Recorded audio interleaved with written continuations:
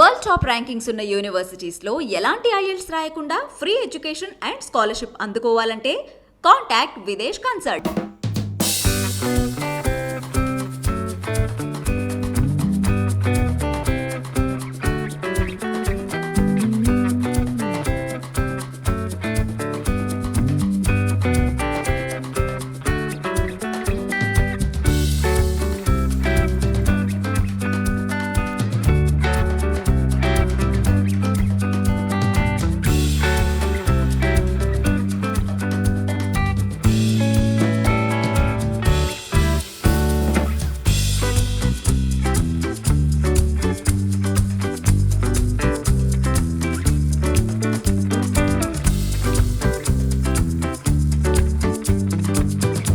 ఈరోజు జరిగింది ఏంటంటే, మేము మామూలుగా పేపరు తెప్పించి పేపర్ చదవటం అలవాటు. కానీ ఈవేళ పేపర్లో ఆ న్యూస్ ఎటువంటిదంటే నేను ఎప్పుడు చదవలేదు, ఎప్పుడు వినలేదు అటువంటి న్యూస్. చాలా ఘోరంగా ఉందన్నమాట. అది మరి ఎలాగొచ్చిందో ఏంటో నాకైతే తెలియదు, కానీ చాలా ఘోరంగా ఉందండి అది. ఆ న్యూస్ ఏంటో మీకు తెలిసే ఉంటుంది. నిజంగా ఎవరో జగన్ గారి ఏదో వైఫ్ అదేదో బిల్డింగ్ అడిగినట్టు, అదేదో నేను ఒప్పుకోనట్టు. నేను నా పొజిషన్ చూసి ఉంటాను. నేను 3 months అయింది నేను ఇంట్లో నుంచి బయటకు వచ్చి. అటువంటి పరిస్థితిలో మరి ఉన్నవి లేని ఇలా కల్పించేసి ఇలాగే చెప్పడం అంటే చాలా ఘోరంగా ఉంది పొజిషను. అసలు అదేదో ఇంకా విచిత్రం ఏంటంటే, పొలిటికల్గా ఒకళ్ళకొకళ్ళు ఏదో ఒకటి అనుకోవటం, ఏదో ఒక పద్ధతి మాట్లాడుకోవటం అది వేరే సంగతి. కానీ కలెక్టర్ గారిని కూడా ఇందులోకి లాగారు. అందులో కలెక్టర్ గారు అది యాక్చువల్గా ఆ యాక్ట్లో లేదండి. మాకు ఆ పొలం, మాకు సైట్ కానీ వేరే పొలం కానీ ఏది లేదు. అటువంటిది కమిషనర్ కాదు, కలెక్టర్ గారిని నేనేదో రిక్వెస్ట్ చేసినట్టు, ఆయనేమో పెద్దవాళ్ళని ఏదో కలవమన్నట్టు అని ఆయన్ని కూడా ఇందులోకి ఇందులోకి దింపారనమాట.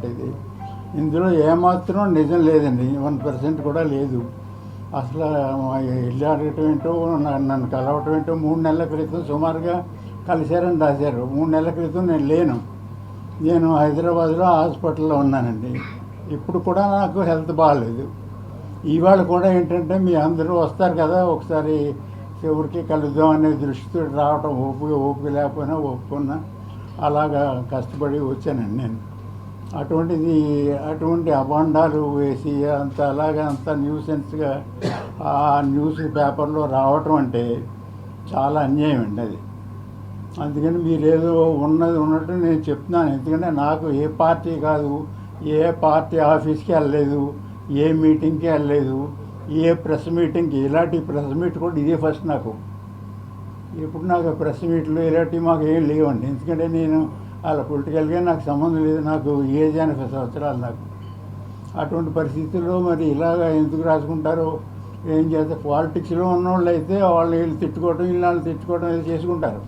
అసలు నా ఏజ్ అంతా, నా పరిస్థితి ఏంటి, నేను అసలు నేను లేను, ఇక్కడ ఉండటం లేదు, హాస్పిటల్లో ఉన్నానో చాలామంది తెలుస్తుంది. అది నేను హాస్పిటల్లో ఉంటున్నాను, ఇక్కడ ఉండట్లేదని అందరికీ తెలుసండి, చాలామందికి. అంటే మీకని కాదు. అటువంటి పరిస్థితుల్లో ఇటువంటి న్యూస్లు రావడం చాలా అన్యాయం అండి, చాలా ఘోరం కూడా. అందుకని మరి మీరందరూ ఆ పొజిషన్ అర్థం చేసుకుని దాన్ని బట్టి ఎలాగా మీకు ఏమైనా డౌట్ ఉంటే అడగండి, చెప్తాను నేను. యాజ్ యూజువల్ గా మీకు ప్రతిరోజు పేపర్ చదివే అలవాటు ఉంది. అవును. ఆ క్రమంలోనే వార్త చూసి నా ప్యాలెస్ గురించి ఇలా ఎందుకు రాశారని షాక్ అయ్యారు. మీరు వార్త ఎప్పుడు చూసారు సార్? మీకు ఎవరైనా చూపించారా? మీరు అనుకోకుండానే చూసారా? ఎవరు చూపించలేదండి. నాకు ఈనాడు జ్యోతి వస్తుంది. నాకు ఈనాడు జ్యోతి నేను రెగ్యులర్గా లేవగానే ఫస్ట్ పేపర్ చదువుతాను.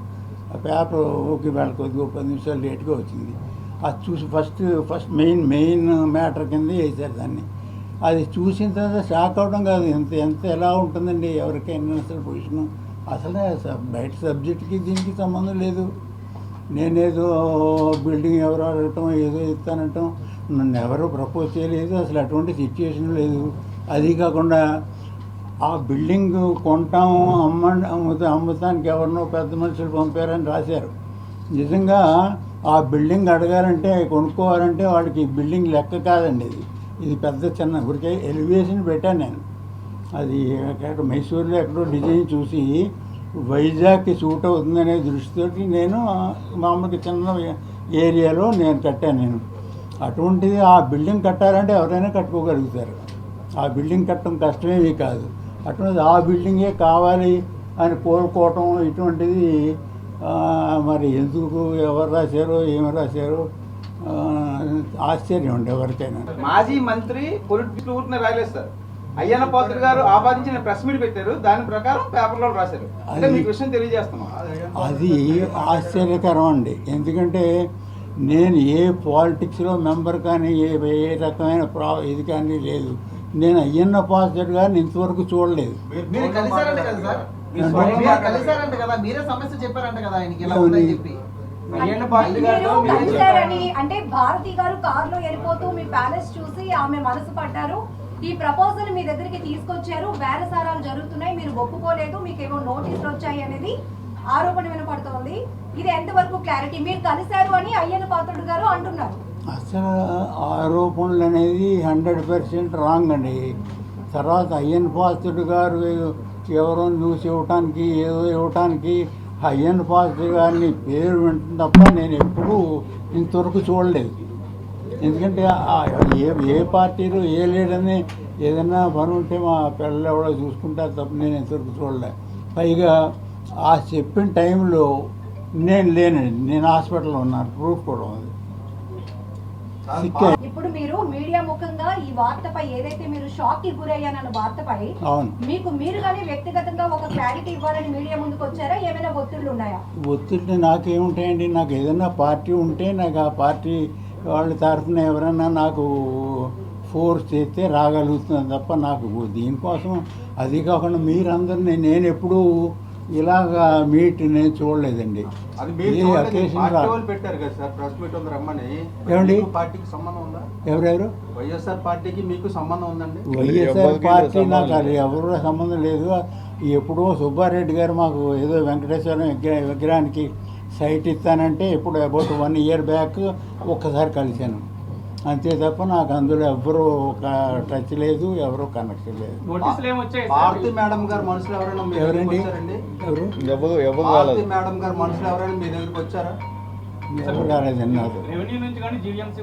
ఇది 22లో ఉంది కదా ఈ బిల్డింగ్. ఏదండి? సెక్షన్ 22లో ఉంది కదా.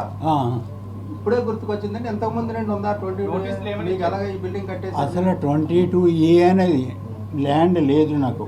22A 22D ఉంది. ఆ 22D ఇది కలెక్టర్ కాంపిటెంట్ కాదండి, అది జేసీ కాంపిటెంట్. ఆయన అర్బన్ ల్యాండ్ సీలింగ్, ఆయన జేసీ కాంపిటెంట్. నేను ఎప్పుడు దగ్గర మోర్ దెన్ 1.5 year బ్యాక్ వెళ్ళి ఒక అప్లికేషన్ ఇచ్చాను, ప్రూఫ్ ఉంది నా దగ్గర. ఆయన ఏమన్నారంటే మీరు అప్లై చేసుకోండి, అందులో మాకు అవకాశం లేదు చేయడానికి అని చెప్పారు. వాళ్ళ కలెక్టర్ గారు ఏ రకంగానే వాళ్ళ కాంపిటెంట్ కాదు దానికి. రెగ్యులరైజేషన్ చేయడానికి రీసెంట్ గా మళ్ళీ మీకు ఏమైనా నోటీసులు వచ్చాయా? నోటీసులు అందుకున్నారా రెగ్యులరైజేషన్ చేయడానికి? ఆ రెగ్యులరైజేషన్ నాకు నోటీస్ ఏం రాలేదు. ఎందుకంటే అప్పుడే చెప్పేసరి రిజల్ట్ ఇలా ఉంటుంది, మీరు కావాలంటే రెగ్యులైజ్ చేసుకోవచ్చు, మీరు ఈ అవకాశం ఈ ప్రొవిజన్ ఉందనో కాగితం ఇచ్చారు. అది ఇప్పుడు మోర్ దెన్ 1 year. ప్యాలెస్ కట్టి ఎన్నాళ్ళు అవుతోంది, ఇప్పటి వరకు మీ ప్యాలెస్ మీద ఇలాంటి వార్తలు రాలేదు, ఇప్పుడే ఎందుకు వస్తున్నాయి? మీరు చూసి షాక్ అయినటువంటి ఆ వార్త ఏంటో ఒకసారి మాకు చూపడతారా? తప్పనిసరి. కానీ మేము కట్టి 4 years 4 years అయిందండి సుమారుగా. ఆ కరోనా టైంలో మేము ఆ ప్యాలెస్ కట్టిన తర్వాత కరోనా స్టార్ట్ అయింది. కరోనా స్టార్ట్ అయ్యాక మాకు బిజినెస్ కూడా దెబ్బతింది. అప్పుడు కరోనా వలన ఎవరు ఫంక్షన్స్ ఎవరు చేసుకునే వాళ్ళు కాదు, దానివల్ల మేము చాలా ఎఫెక్ట్ అయ్యాం.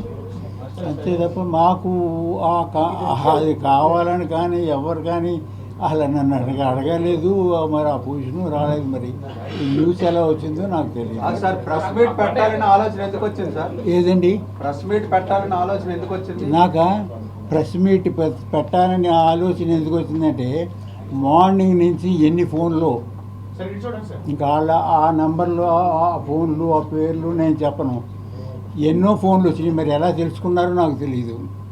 నాకు 2-3 ఫోన్లు ఎత్తాను, పలానా అన్నారు. నాకేమో సిక్ అండి, మాట్లాడలేను. అలాగా చేసి నేను ఫోన్ ఎత్తడం మానేశాను. ఇంకా ఆఖరిని ఏంటంటే ఈ ఫోన్ ఇలాగ మనకి వదిలేలా లేదు, ఏదో ఒకటి సమాధానం చెప్పాల్సిన రెస్పాన్సిబిలిటీ మనకు ఉంది కదా అని అప్పుడు మధ్యాహ్నం 1 గంట కుదురుతుందంటే కుదరదనుకున్నాం. సాయంకాలం 4ంటికి అయితే నేను ఆఫ్టర్ ఫుడ్ రెస్ట్ తీసుకుని రావచ్చు అనుకుని వచ్చాను అనమాట. పార్టీ వాళ్ళు పెట్టమంటే పెట్టారండి. ఏ పార్టీ వారు పెట్టారు నాకు ఏ పార్టీ తెలియదు.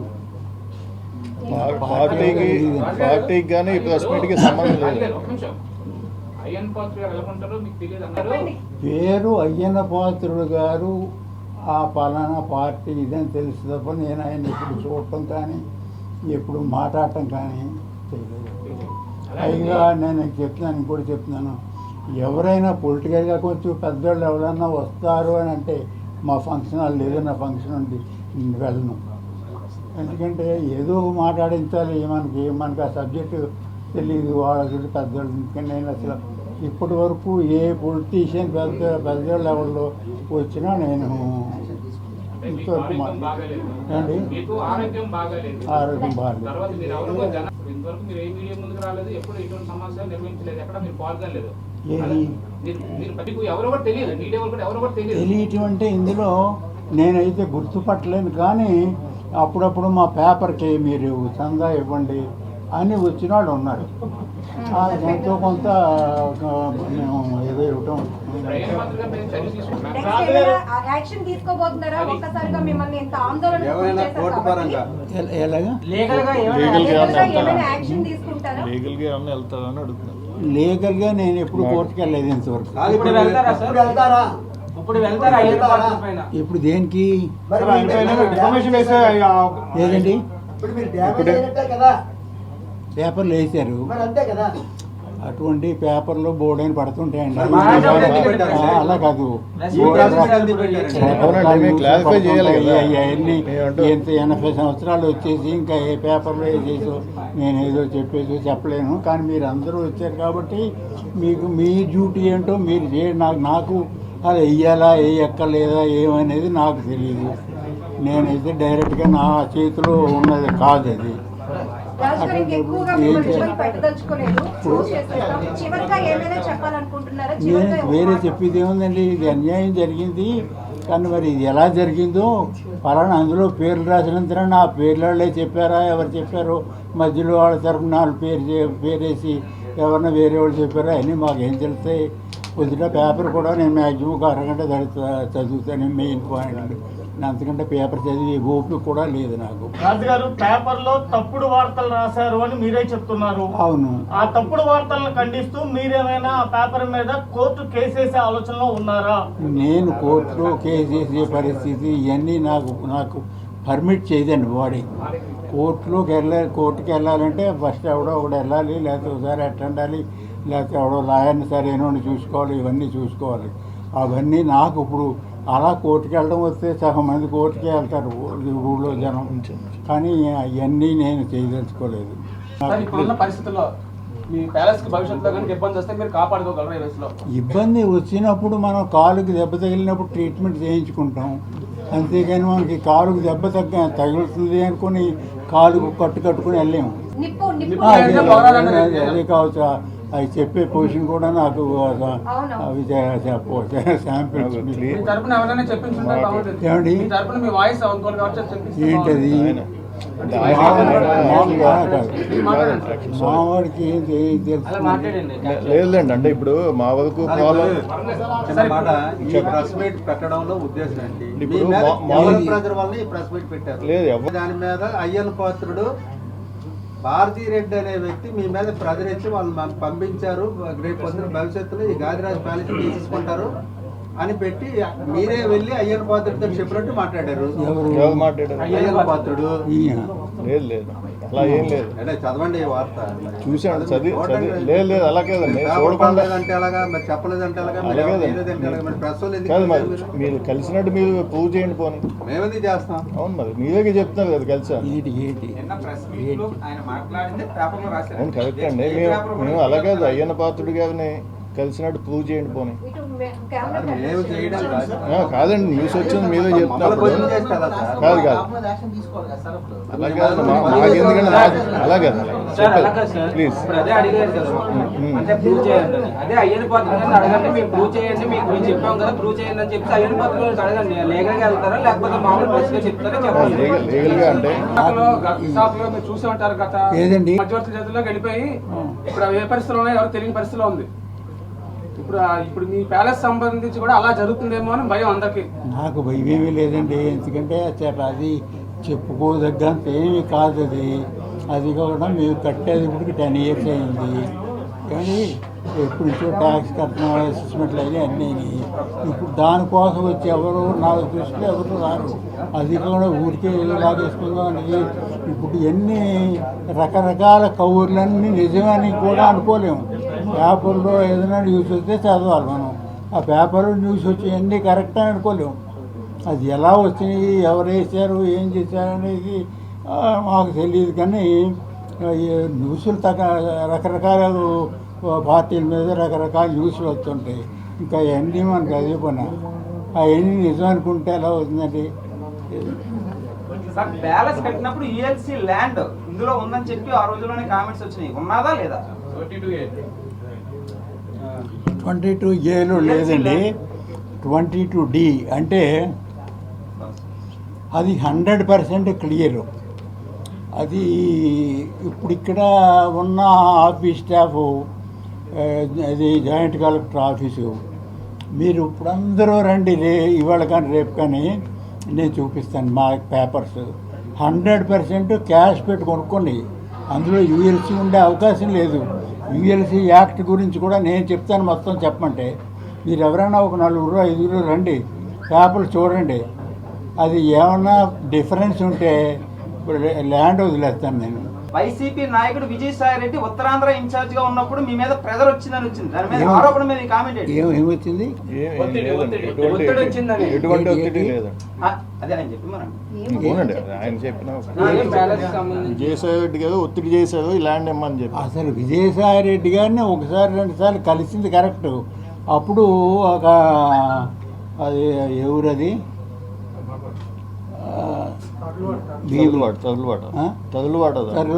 తర్లువాడ అని ఓ కొండ ఏదో నేను ఒక మన వైజాగ్ కోసం నా కోసం అని కాదు 126 feet హైట్ వెంకటేశ్వర విగ్రహం పెడదాం అనుకున్నాను.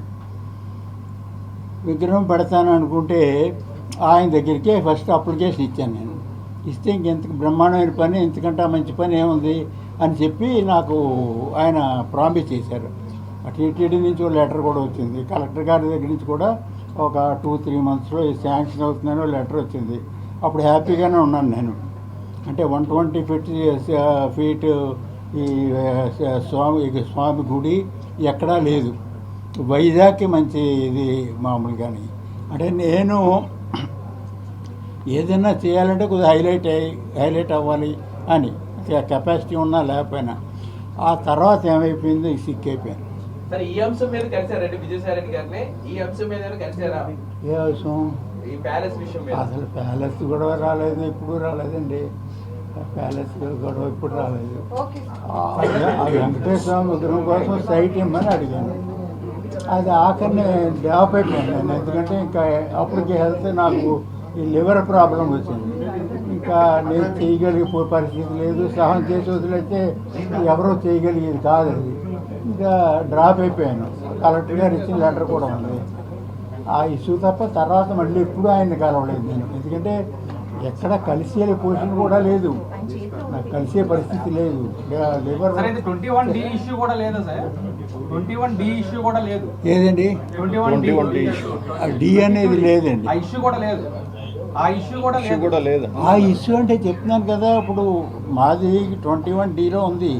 కానీ అది మాది ఫెయిర్, మేము కొనుక్కొని చేసింది. వాళ్ళు రాంగ్ ఏం చేశారంటే వాళ్ళ స్టాఫ్ కొంతమంది వచ్చారు కొత్తగా ఈ మధ్య. వాళ్ళకి అసలు సబ్జెక్ట్ తెలియదు. సబ్జెక్ట్ తెలియక ఆ 84 ఆర్డర్లో ఉన్న ల్యాండ్ వాళ్ళది సపోజ్ 500 యార్డ్స్ అనుకోండి, 300 యార్డ్స్ అమ్మేశారు అనుకుందాం.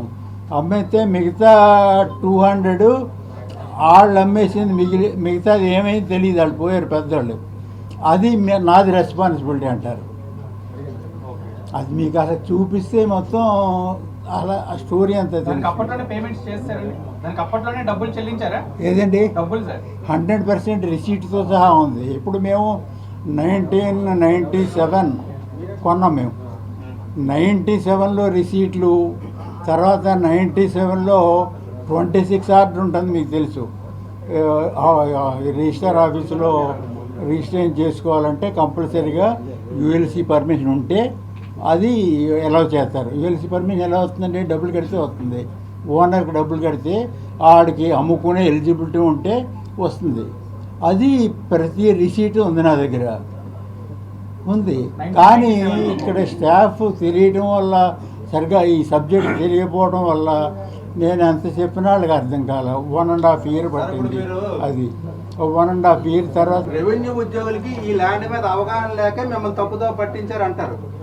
రెవెన్యూ ఉద్యోగులకి దీని మీద లేక అనేది కొంతమందికి, ఎందుకంటే అందరూ ఇన్వాల్వ్మెంట్ ఉండదు. అందులో ఒకడు ఎల్ఈసి ఉంటాడు, యూడిసి ఉంటాడు, ఇంకో ఒకళ్ళు ఉంటారు. కాదు సార్, నేను రెవెన్యూ వాళ్ళు మిమ్మల్ని ఇబ్బంది పెట్టదలుచుకుంటే, ఏమండి రెవెన్యూ వాళ్ళు మిమ్మల్ని ఇబ్బంది పెట్టదలుచుకుంటే ఈ బిల్డింగ్ కట్టరు కదా. ఏ బిల్డింగ్? ఇంత బిల్డింగ్, ఈ బిల్డింగ్ అది ఎప్పుడు, ఇది ఎప్పుడు? అది 1997 అది. కాదండి, ఆ. ఇది ఈఎల్సీలో ఉంది, ఈఎల్సీ ప్రాబ్లం ఉందని చెప్పారు కదా. అదే యూఎల్సి.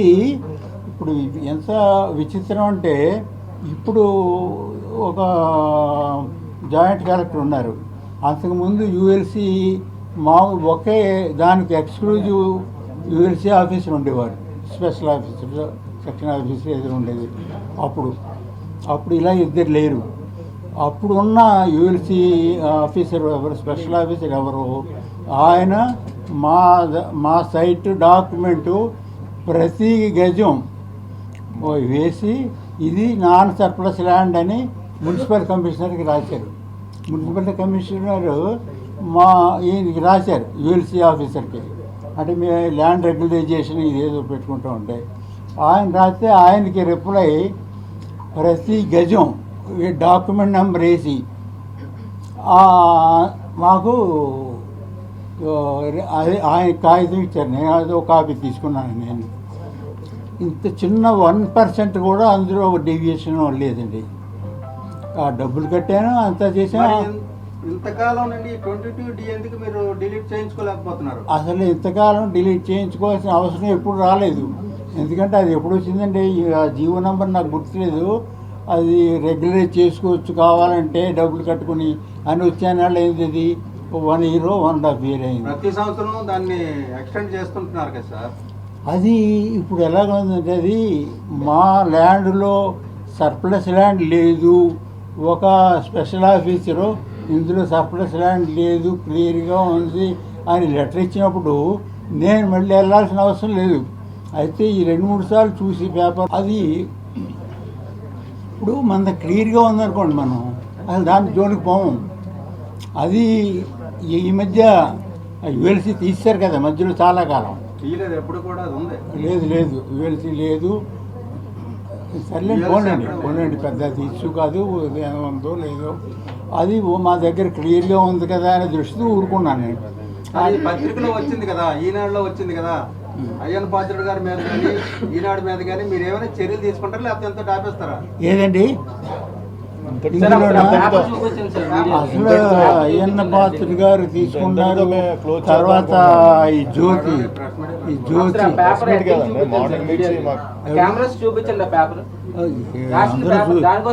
మీరందరూ చూసిందే కదా ఈ పేపర్. ఏదైనా పేపర్లో చూపించండి. అనుకోండి, మీ చేతి వెనకాల ఉందండి ఆర్టికల్. అదిగో ఇక్కడ ఈ చేయి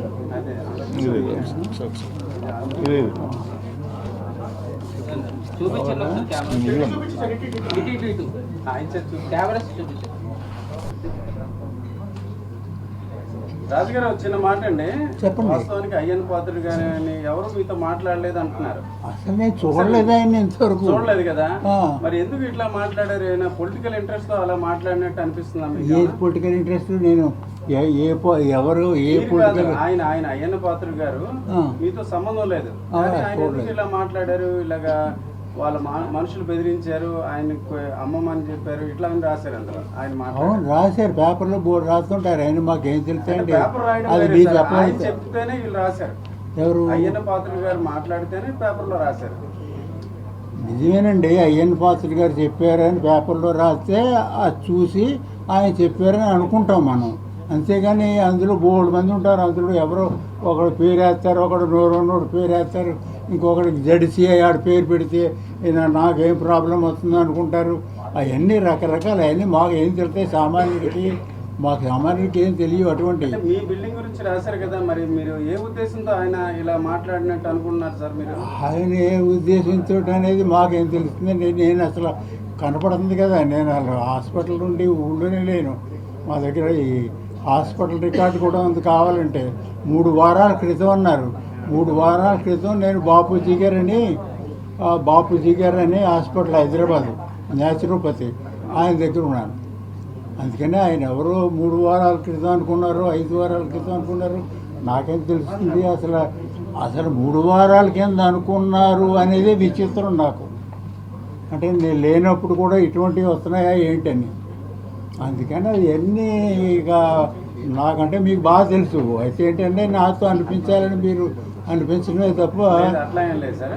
నెక్స్ట్ ఇప్పుడు కలెక్టర్ గారి దగ్గరికి మీరు వెళ్తే పెద్దవారితో మీరు మాట్లాడుకోండి అని ఆయన సలహా ఇచ్చినట్టు కూడా అందులో అసలు చెప్పారు. నేను కలెక్టర్ గారి దగ్గరికి నెంబర్ 2 7 డిఓ దానికోసం అసలు ఒక్కసారి కూడా వెళ్ళలేదు. ఎందుకంటే కలెక్టర్ గారి దగ్గరికి వెళ్ళాలంటే నాకు పర్సనల్గా ఎవరో పరిచయం లేదు, అక్కడికి వెళ్ళి ఉండాలి, ఉండే పొజిషన్ నాకు లేదు.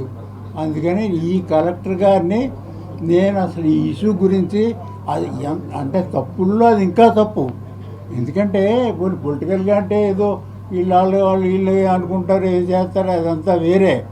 అంతేకాని కలెక్టర్ గారిని కదపడం లేకపోతే ఆయన దగ్గరికి వెళ్తే ఆయన ఏదో పెద్దోళ్ళని కలవమన్నారంటాం, అంత ఘోరం అసలు ఇంకోటి నేను చూడలేదు. సార్, వైసీపీలో ఉన్న ఒక కీలక వ్యక్తి మీ చేత ఈ ప్రెస్ ఏమండి?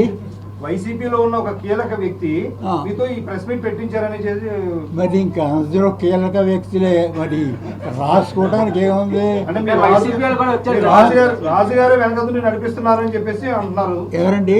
కేకే రాజు గారు వెనకదుని నడిపిస్తున్నారని అంటున్నారు. కేకే రాజు గారిని ఇప్పుడు చూసాను నేను. మీరు నమ్ముతారా లేదా మీరు? ఒకటి, నాకు అబద్ధాలు చెప్పడం, తప్పుడు పనులు చేయటం ఇటువంటి అలవాటు లేదు నాకు అసలు అలవాటు లేదు. అటువంటిది ఈవేళ నేను దీన్ని మీరు నమ్మినా నమ్మకపోయినా కొంతమంది వైసీపీ నాయకులు మీతో ప్రెజర్ పెట్టి ఎట్టించారని కూడా వస్తుంది. ఎట్లా ఎంతవరకు నిజం? ఇప్పుడు ఏదైనా తప్పు చేయటం ఒకసారి కష్టం, అబద్ధం ఆడటమైనా, కొట్టడమైనా, ఇంకో చేయటమైనా, లేకపోతే ఇంకోటి చంపడమైనా ఒకేసారి కష్టం. తర్వాత ఎన్నిసార్లైనా తీసుకోవచ్చు. అందుకని ఎవరో ఒకసారి ఏదో చేసేదంటే ఓకే. ఈ ప్రెస్ మీట్కి వచ్చిన ప్రతి ఒక్కరికి పేరున ధన్యవాదాలు తెలుపుతూ ఈ ప్రెస్ మీట్ క్లోజ్ చేయడం.